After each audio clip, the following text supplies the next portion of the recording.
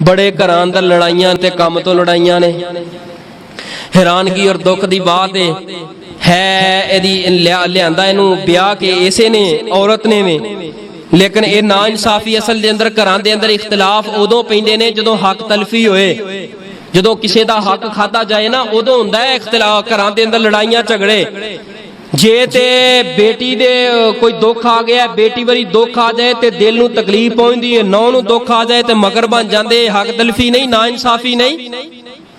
असल दे अंदर तू अपनी बेटी तोड़ के दूसरे घर अंदर भेज दी है, वो तेरी बेटी है ते तेरी हकीकी बेटी रहेगी भी तेरी, लेकिन उन्हां नूं दे छड्डीए, उन्हां दी इज्जत बन गई है। जिहड़ी दूसरे घर दे अंदरों अपने घर दे अंदर लैके आई है, मेरी मां, मेरी बहन, मेरे वीर, ए असल हकीकी तुहाडी बेटी ए बनेगी, इहनूं बना के रखो।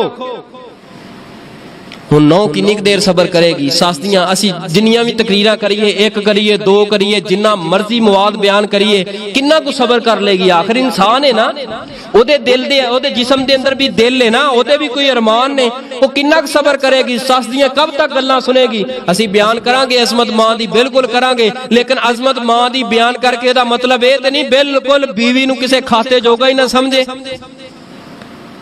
और यह भी तरीका बिल्कुल गलत है कि जड़ी बीवी नूं बिल्कुल ऐसा मुकाम दे दे कि मां नूं बिल्कुल पुछे ही कोई ना। नहीं मेरे वीर, म्याना रवी दे नाल हक तलफियां नहीं करनियां, हक तलफियां नहीं करनियां। हक तलफी जदों होए उदों इख्तिलाफात बढ़दे ने।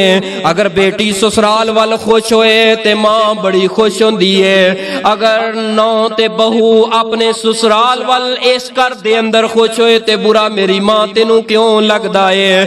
अगर दमाद बेटी दी खिदमत करे, अगर दमाद बेटी दी खिदमत करे, फिर ते ताबेदार है, फरमा बरदार है, ते बड़ा ही चंगा दमाद है। जदों एदी नौ दी एदा बेटा खिदमत करे अपनी बीवी दी, उदों गुलाम क्यों बना देनी है। उन्हां वरी ताबेदार है ते इन्हां वरी गुलाम क्यों बना देनी है। ऐ मेरी मां, मेरी बहन, ऐ नैन हक तलफी इख्तिलाफ इन्हां चीज़ां तो बढ़दा है। बेटी अगर थोड़ी जी बीमार हो जाए ते इनू बड़ा दुख लगदा है। अगर बहू नौ बीमार हो जाए ते कहंदी है बहाने लभदी है।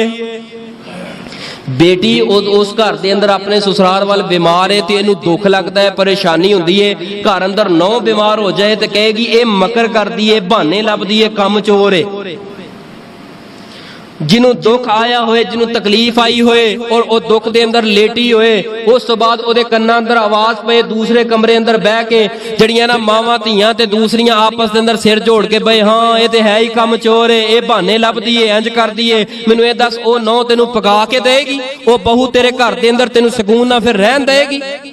आखिर इंसान है, आखिर इंसान है, ओदे भी कोई अरमान ने, ओनू भी इंसान समझ, ओनू बेटी समझ, अपने घर दी इज्जत समझ के रख।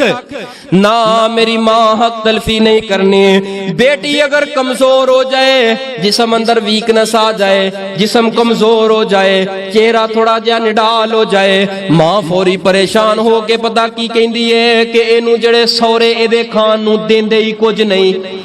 ते घर बहू जे हाई साहब बीमार हो जाए, अपना कमजोर हो जाए, ते फिर उधरों जवाब की आएगा, ये खांदी बड़ा है पर इनू लगदा नहीं। मेरी भैन खांदी बड़ा है पर इनू लगदा नहीं गा। यार क्यों ना इंसाफियां करते हो। हक तलफियां ना करया करो। बेटी ससुराल कली कम करे, कली कम करे ते बुरा लगदा है। घर अंदर बहू कली कम करे ते तेनू चंगा क्यों लगदा है। ये ना इंसाफियां हक तलफियां ना